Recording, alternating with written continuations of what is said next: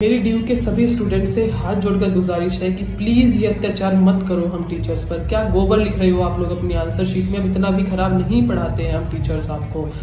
मैंने माना कि पेपर में शीट्स भरनी पड़ती हैं, एक क्वेश्चन 25 नंबर का है तो उसमें आपको 7 से 8 पेज लिखने ही पड़ेंगे, लेकिन उसका मतलब ये नहीं है कि 7-8 भरने के चक्कर में आप उसमें कुछ भी लिख दो।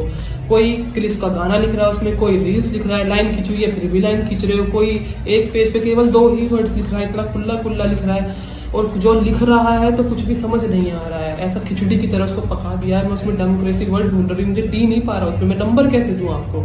तो मेरी हाथ जोड़कर ही रिक्वेस्ट है कि आप 2 पेज कम भर लो, लेकिन वो 4-5 पेज ऐसे लिखो कि हमको कुछ समझ में आए।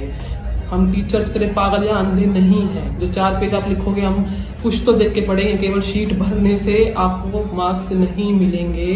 तो प्लीज आप ग्रेजुएशन में हो, आप पढ़ना स्टार्ट करो और सही लिखो, कम लिखो लेकिन सही लिखो जो हमें समझ में आए।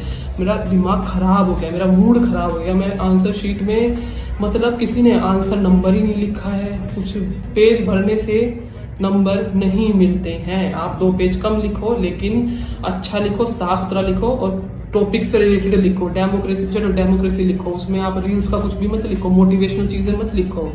तो प्लीज बी सीरियस।